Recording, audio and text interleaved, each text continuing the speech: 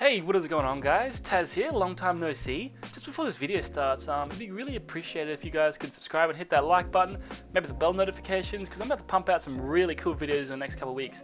But this video is going to be an in-depth guide to trading, especially in terms of like fish appraising, mutations, event fish, everything you need to know about how much your fish is worth, whether you're a beginner player or you've been playing for hundreds of hours.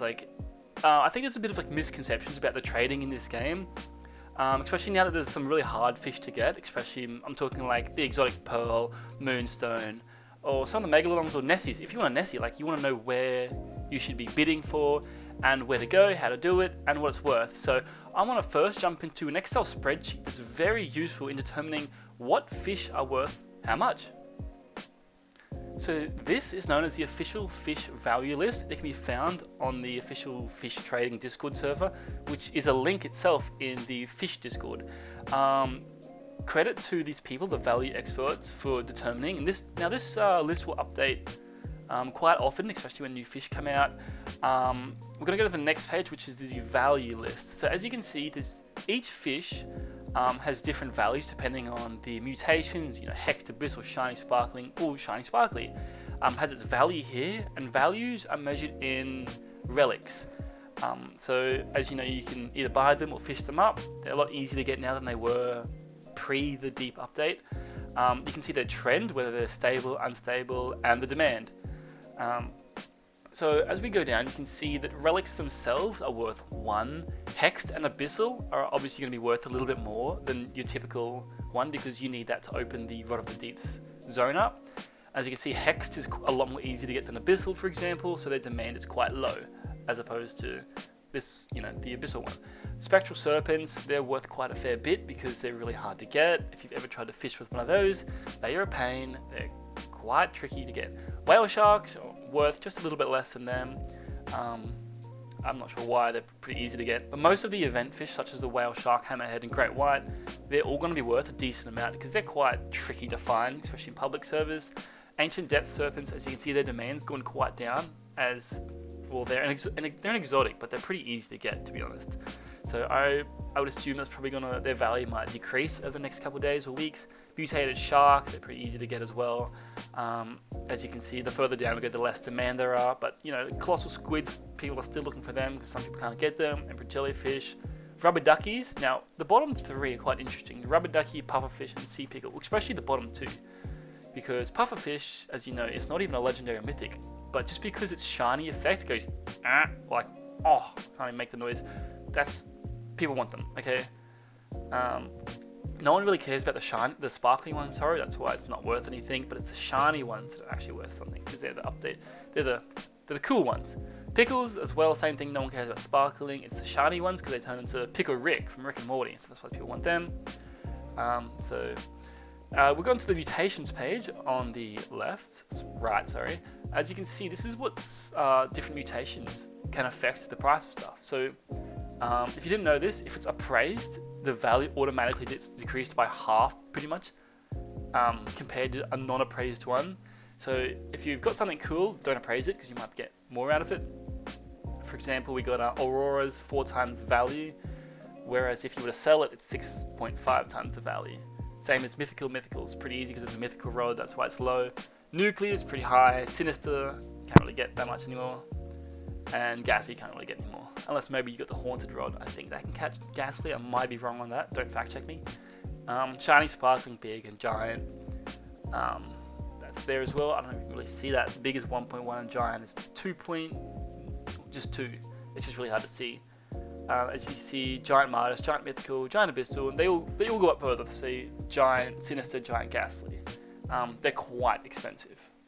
So if you were to get a Nessie, for example, which is base worth 200, you're looking at 2,600, I think, quite a lot. But no one's gonna. So the thing is, things can be worth. So that if that's worth 2,600 relics, no one really is going to collect 2,600 relics. So they may not want to trade that. So as you can see, some things here up to owner's choice. So rather than just trading an absurd amount of relics, some people will want a fish in return, like another equally rare fish, or maybe 2 slightly less rare fish, to try and get something out of it, because trading 2,000 relics takes a long time. The most expensive thing I traded cost maybe 200 relics, and that took a good almost 5 minutes to get that. So you've just got to decide. Unappraised mutations, as you can see, especially here, quite a lot. Very expensive stuff. Less so here as opposed to the Nessies on the other page. As you can see here, giant mythical, ridiculous amount of money. You're getting 10 times whatever it is. We'll go to the Nessie available list. Now the Nessies are obviously the most valuable fish in the game because they're limited, they're huge, they're cool. They're worth 200 as a base, and their demand is high and their trend is always rising. The demand is going to continue rising because you can't get them anymore, right? So if you have them, stockpile them, because I imagine the value might double within like a month, and then another double after like 2 months. And I hope they don't bring it back next year because it's cool to have a unique fish. As you can see here, an unappraised Sinister Nessie is 15 times that. So that is a lot of relics. But then again, that's one of the things you would trade. Like if you had a sparkling shiny Nessie, you might want, 2 normal Nessies in return or something like that. I'll show you a bit later on how you can determine if a trade is going to be worth it. As example, a giant Nessie is also like worth quite a lot, a natural one I mean. And appraised is obviously almost pretty much half of the unappraised Nessies. On this value list, you can trade everything. Like this is not the only things that can be traded. Like if you want to trade, for example, a Megalodon, which is not updated on here, you can determine how much or what you want for it. Because you, as the person who has the thing that is sought after, for example, a Nessie or a Phantom Megalodon or an Ancient Megalodon, you have the power to decide what you want from it rather than the person asking for it. So don't be afraid to ask for something outrageous, and then you can determine where the middle ground is, especially if you're not used to trading. Okay. So if you have like 2 Ancient Megalodons, which realistically you can get spending like 150k of totems and just getting lucky, because the Phantom ones aren't that hard. So you're pretty much trading 150k for a Nessie. I've seen people ask for a Nessie for 2 Phantom Megalodons, which is a pretty good deal. What we'll do, we'll go into the trading Discord and I'll show you how it works in case you want to trade. So right here is the official fish trading plaza, and as you can see, this is where the list that I just got was in the value list. We'll go down to trading. So this is where you'll find people that want to trade. So if we go down to the bottom, you can see this guy, the bottom, is looking for an Atlantean driftwood, because driftwood is really hard apparently, and especially with high luck, it's really hard to get that driftwood Atlantean. It's one of the most rare things in the game. That's why he's looking for that. This guy's trading a Nessie for 4 Phantom Megs. If I can see it, it's going up too quick. So I guess it's doubled in what I saw the other day. This guy wants to trade 1 Sparkling Shiny Giant Negative Nessie for 2 Nessies. Looking for a Moonstone server, will pay. Now Moonstones are 1 in 100 chance from a Meteor. Very rare. I think I've opened 40 Meteors. I haven't got one yet. One of my friends got one on his 2nd Meteor. Yes, it's RNG. It's annoying, but I'm going to open another gazillion Meteors to try and get it, because my Bestiary needs 2 more things. The Ancient Meg and the Moonstone. So I've been grinding that out. So this guy is looking for Mythical Driftwood as well. Mythical Driftwood, also very rare. You need the Mythical Driftwood to craft some of the rods, especially the Wisdom Rod. Wisdom Rod is not very good, but you can at least keep your... If you do it right, there's a way to keep your Mythical Driftwood without it being used. As you can see, this guy wants 3 turkeys for a Travis Scott fish, which is a shiny Napoleon fish. Turkeys are pretty easy to get, especially if you play for a long time. Shiny Napoleon fish is not even a legendary or mythical, so you can determine what you want to trade and that sort of stuff. Now, if we go down to the win-loss section, reading through this is a good way to tell where you stand with what you're going to buy. As you can see here, this guy is trading 5 unappraised Nessies for an unappraised Ghastly Nessie. Is this a win or a loss? Now, one person, everything's based on 1, right? So one person said that's a bad deal. Unappraised Ghastly is, I think, 3 or 5 times, especially an unappraised one. So it's a pretty bad deal. Like 5 unappraised Nessies, you could probably get that a lot better. Isonade for an Aurora Turkey, I mean, yeah, that's kind of cool. I would keep the Aurora Turkey. I think that's a lot cooler than Myastinid. My negative Phantom Meg and a fossilized Meg for their 10 relics, big Spectral Serpent and big Whale Shark. I wouldn't do that. A fossilized Meg is pretty cool. There is a rod that's a 30% chance of getting a fossilized, but I would personally not trade that. 10 relics is nothing, Spectral Serpents are nothing, and a Whale Shark are pretty poo.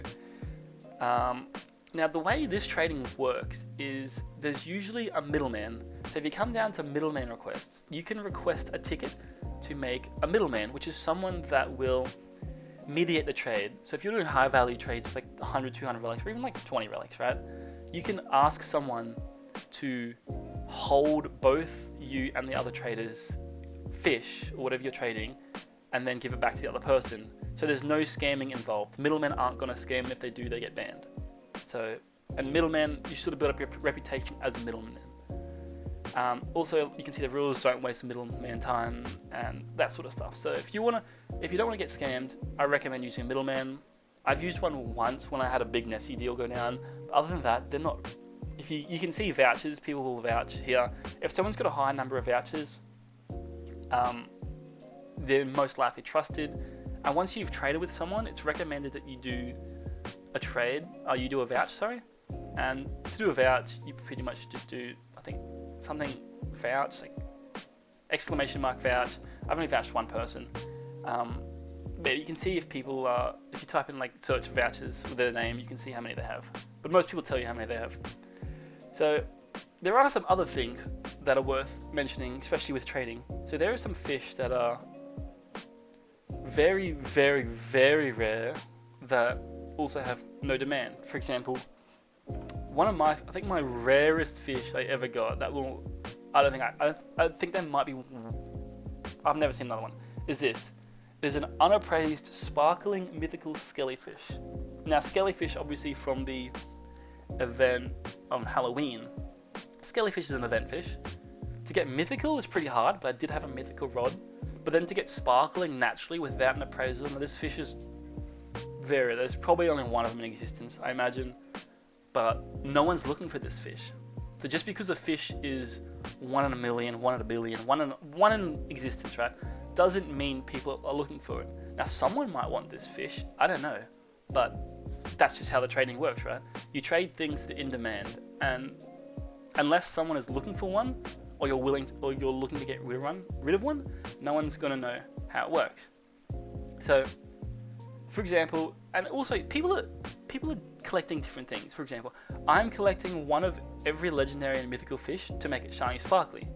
So as you can see, my inventory is stacked full of shiny, sparkly, and just favorited fish. Because I do have every fish in the game right now favorited, like legendary, mythical, and exotic. I have every one. I just need to get like another third of them shiny, sparkling. So for me, I will be looking for fish to finish that collection rather than Nessies, Great Whites, and Megalodons. So it's all dependent on the person. So that's basically the gist of trading in fish. I hope you guys enjoyed the video, I really do. I hope you learned something out of it and where you might stand with what fish you have, and how to find if someone's looking for something that you're willing to sell, or if you're looking for something that they're willing to sell.